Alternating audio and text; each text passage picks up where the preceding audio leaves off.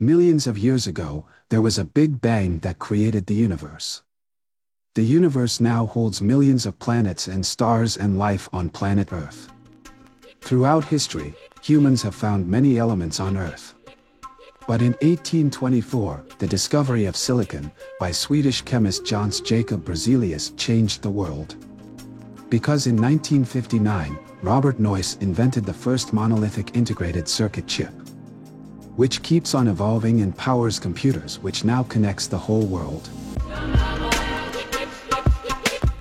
আজকের সিস্টেমটার টোটাল দাম হচ্ছে 11,100 টাকা, কম 8 লাখ টাকা থেকে, এবং মনিটর সহ এটার টোটাল প্রাইস গিয়ে দাঁড়ায় 10,20,900 টাকা। দাম শুনে যাদের কিডনিতে হালকা চাপ অনুভব হচ্ছে তারা ভুলে যাবেন না যে এনথুজিয়ামের কোনো প্রাইস হয় না, এবং বর্তমানে বাংলাদেশে প্রবাবলি এইটাই সবচেয়ে এক্সপেন্সিভ গেমিং পিসি। এই পিসির ওনারকে যখন আমরা জিজ্ঞেস করেছিলাম যে ভাই আপনার সিস্টেমের বাজেট কত, উনি বলেছিলেন ভাই জীবনের স্বপ্ন বারবার পূরণ হয় না, এবং এই স্বপ্নের বাউন্ডারিকে আমি বাজেট দ্বারা লিমিটেড করতে চাই না। এই বিল্ডের মেইন থিম আমরা রেখেছি ব্ল্যাক প্যান্থার মুভির সাথে সিমিলার রেখে। বিল্ডের কালার প্যালেট ছিল ব্ল্যাক, গোল্ড আর পার্পল। বুঝতেই পারছেন এর মধ্যে টিচালা এবং কিলমঙ্গার দুইজনের থিমকে কম বেশি ইনক্লুড করা হয়েছে, যাতে মার্ভেল ইউনিভার্সের অত্যন্ত পপুলার ব্ল্যাক প্যান্থার সিরিজের পুরো থিমটাই একটা সিস্টেমের মধ্যে নিয়ে আসা যায়। কতটুকু সফল হয়েছি সেটা আপনারাই ভালো বলতে পারবেন ভিডিওর শেষে গিয়ে।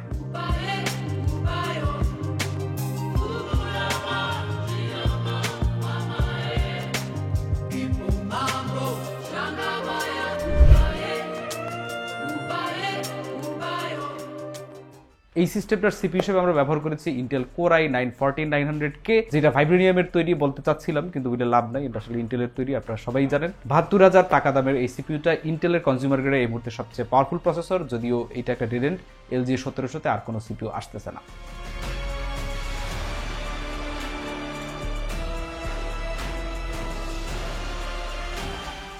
মাদারবোর্ড হিসেবে আমরা পেয়ার আপ করেছি MSI MEG Z790S, এটার দাম হচ্ছে 77,000 টাকা। যেহেতু এই সিস্টেমের কোনো বাজেটের লিমিটেশন ছিল না, এটার ওনার চাচ্ছিলেন গডলাইক মাদারবোর্ডটা নিতে, বাট গডলাইকটা উনি পান নাই আনফরচুনেটলি, দ্যাটস ওয়াই এসি ওনাকে সেটেল করতে হয়েছে। MEG Z790S এর মধ্যে যদিও একটা Zen 5 SSD স্লট রয়েছে, বাট এটা ফার্স্ট স্লটে যদি আপনি একটা জিপিইউ ব্যবহার করেন তাহলে আপনি Zen 5 SSD স্পিডটা অ্যাক্সেস করতে পারবেন না। এটাকে একটা ইঞ্জিনিয়ারিং প্ল্যানগত এরর মনে হয়, কারণ যিনি Zen 5 SSD ব্যবহার করবেন তিনি একটা জিপিইউ ব্যবহার করবেন না, এটা খুব রেয়ার কেসে হতে পারে। আর জিপিইউ যদি কেউ ব্যবহার করেন তাইলে পিসিআই ফার্স্ট স্লটটার মধ্যে ব্যবহার করবেন, এটাই স্বাভাবিক।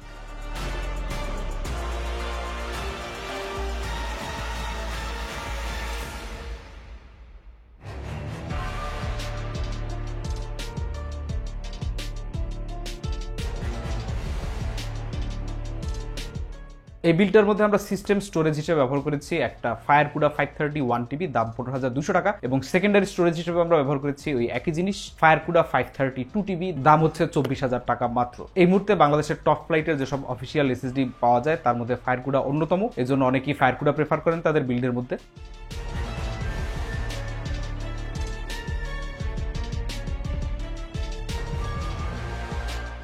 মেমোরি হিসেবে আমরা ব্যবহার করেছি টিম টিফোর্স ডেল্টা 16/4, অর্থাৎ টোটাল 64 GB। মেমোরির ক্লক স্পিড হচ্ছে 7600 মেগাহার্টজ, DDR5 তো ডেফিনেটলি, এবং এর টোটাল দাম হচ্ছে 54,000 টাকা। আশা করছি এরপরে আর ক্রোমের ট্যাব নিয়ে কোনো প্যারা খেতে হবে না।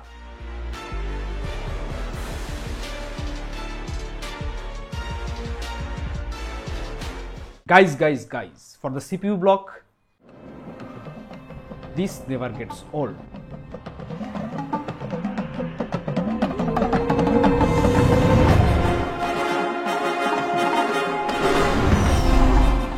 আমরা ব্যবহার করেছি গ্র্যান্ডজন গাইজ LG 1700 ওয়াটার ব্লক, এটার দাম হচ্ছে 30,000 টাকা। এই ওয়াটার ব্লকটার মধ্যে আবার একটা ডিসপ্লে আছে, এইটার মধ্যে ভাইব্রেনিয়ামের কোনো ছোঁয়া নাই, থাকলে ভালো হইতো, বলতে পারলেও ভালো হইতো, বাট নাই। কিন্তু এই সিপিইউ ব্লকটা দেখলেই আপনার রয়্যাল ট্যালনের কথা মনে পড়ে যাবে, তো বলতে পারেন ওভারঅল এই বিল্ডের যে থিমটা আছে সেটাকে এই সিপিইউ ব্লকটাও কমপ্লিমেন্ট করে।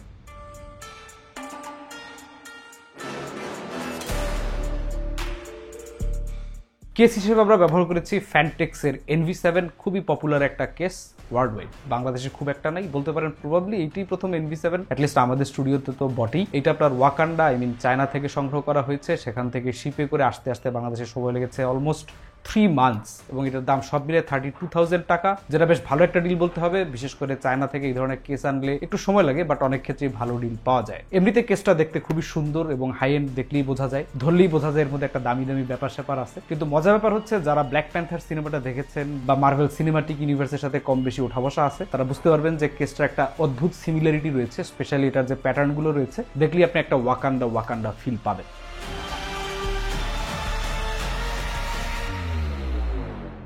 এই সিস্টেমটাকে পাওয়ার দেওয়ার জন্য ব্যবহার করা হয়েছে এই সিস্টেমেরই সেকেন্ড দুর্বল কম্পোনেন্ট, যেটা হচ্ছে NZXT C1200 গোল্ড রেটেড 1200 ওয়াটের পাওয়ার সাপ্লাই। কেন সেকেন্ড দুর্বল বললাম? বিকজ এটা গোল্ড রেটেড। কারণ প্লাটিনাম যদি আমরা ব্যবহার করতে পারতাম তাইলে হয়তো টোটাল বিলের সাথে সামঞ্জস্যপূর্ণ একটা PSU। আনফরচুনেটলি যখন আমরা এটা পারচেস করছি তখন আপনার অন্য কোনো ব্র্যান্ডেরই প্লাটিনাম গ্রেডের পাওয়ার সাপ্লাই পাওয়া যাচ্ছিল না, দ্যাটস ওয়াই গোল্ডই আমাদেরকে সেটেল করতে হয়েছে। এই কারণে দামটাও একটু কমে আসছে 26,000, যেটা অনেকের কাছে ভালো লাগতে পারে, কিন্তু ওনারের কাছে খারাপ লেগেছে কারণ ওনার বাজেট কোনো ইস্যু ছিল না।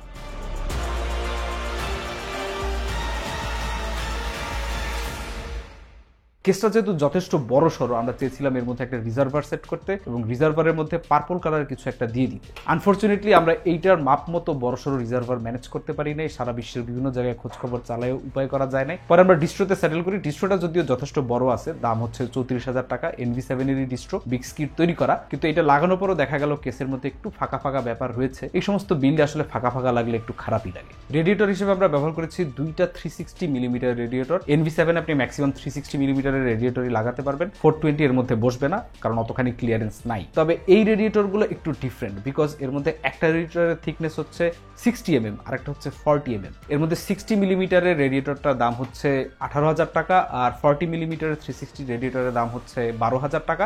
দুইটাই বিগ স্কির। পুশপুল কনফিগারেশনে আমরা দুই টাইপের ফ্যান ব্যবহার করেছি। আপনারা মেইন যে ফ্যানগুলো দেখতে পারবেন বিল্ডের শেষে, এগুলো হচ্ছে D30 ফ্যানটেক্স। এগুলোর দাম হচ্ছে তিনটার এক একটা সেট 13,000 টাকা করে এবং টোটাল 3 সেটে 39,000 টাকার ফ্যান। অলমোস্ট আমাদের এসির কাছাকাছি দাম বলতে পারেন। এখানেই শেষ না, এরপরে আমরা পুশপুল কনফিগারেশনে যেহেতু আরো কয়েকটা ফ্যান উল্টা দিকে ব্যবহার করতে হয়, দুইটা মিলে হয় পুশপুল, মানে রেডিয়েটরের এক পাশে পুশ আর এক পাশে পুল। সেই ফ্যানগুলো ছিল অপেক্ষাকৃত সস্তা বলতে পারেন। এই বিল্ডের সবচেয়ে value for money component DeepCool FK120। এইখানে আমাদের তিনটা ফ্যান আমরা ব্যবহার করেছি। ডিপকুল FK120 তিন ফ্যানের সেটের দাম হচ্ছে 2700 টাকা মাত্র। আপনি চিন্তা করেন যে D30 একটা ফ্যানের দামে আমরা ডিপকুল FK120 তিনটা ফ্যান পাচ্ছি, যদিও RPM গুলো ম্যাচ করা একটা ফ্যাক্টর ছিল। ফ্যানটেক্স NV7 এর মধ্যে নিচে যেখানে রেডিয়েটর মাউন্ট করে এটাকে ফ্ল্যাট বা 45 ডিগ্রি দুইভাবেই রাখা যায়। আমরা 45 ডিগ্রিতে নিচে রেডিয়েটরটাকে মাউন্ট করেছি, এই জন্য দেখতে একটু অন্যরকম লাগে, একটা অন্যরকম ফিল তৈরি হয়।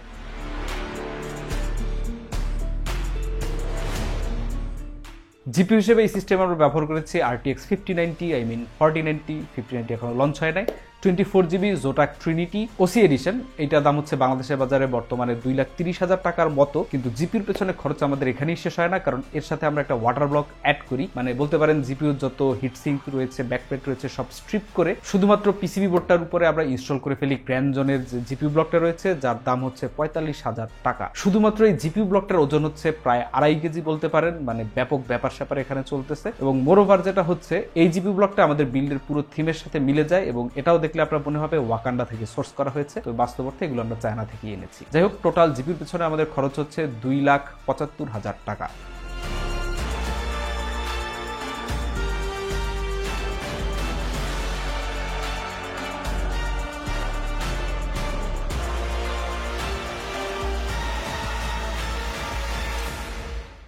জিপুর পেছনে এই কয়টা টাকা খরচ হলেও হয়তো মনে একটা শান্তি লাগতো, কিন্তু না, এখানেই ঝামেলা শেষ না। এর সাথে আরো 7,000 টাকা অ্যাড হয়েছে, কারণ পিএসইউর কেবল বাই ডিফল্ট জিপিউ পর্যন্ত পৌঁছায় না, এখানে একটা এক্সটেনশন ব্যবহার করা আমাদের লাগতোই। আমরা ব্যবহার করেছি লিয়ানলি স্ট্রিমার প্লাস V2, যেটা একটা RGB কেবল ডেফিনেটলি, এবং এর দাম হচ্ছে 7,000 টাকা।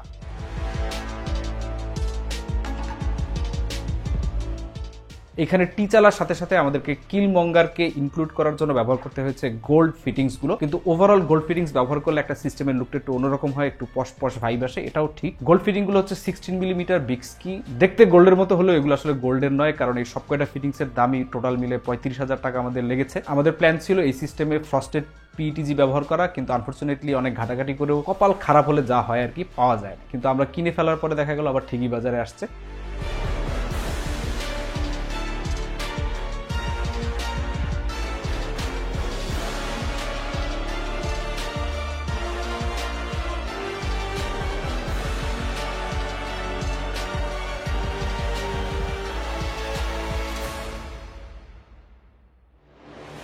ক্লিয়ার পিইটিজি টিউবগুলোই প্রবাবলি এই বিল্ডের সেকেন্ড মোস্ট চিপেস্ট থিং। আপনার 6টা টিউবের দাম হচ্ছে 5,000 টাকা।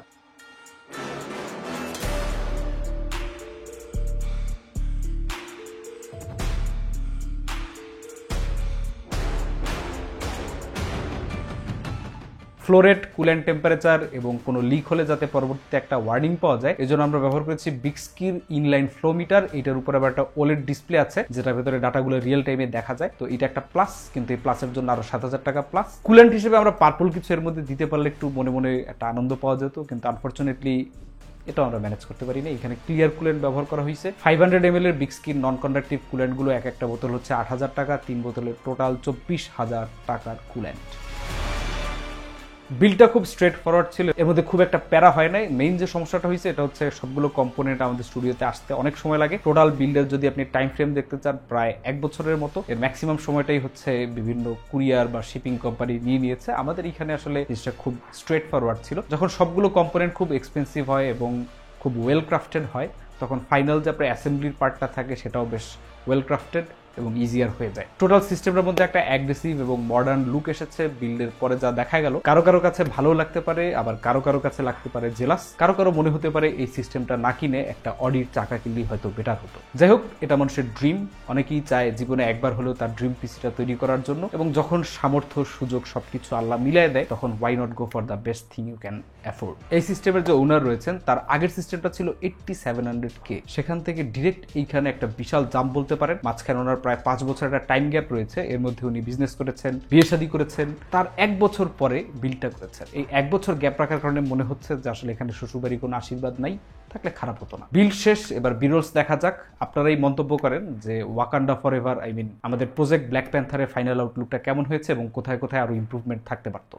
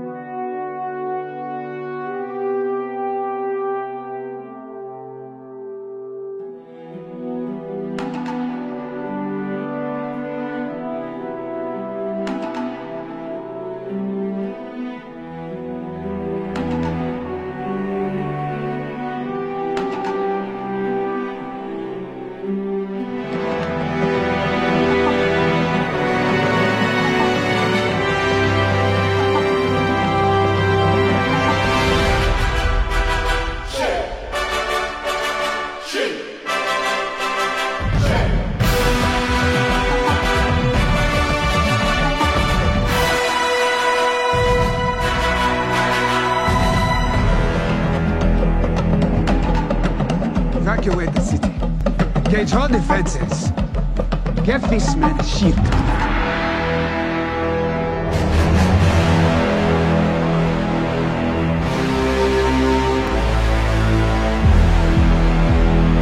There's about 2 billion people all over the world that looks like us, but their lives are a lot harder. Wakanda has the tools to liberate them all.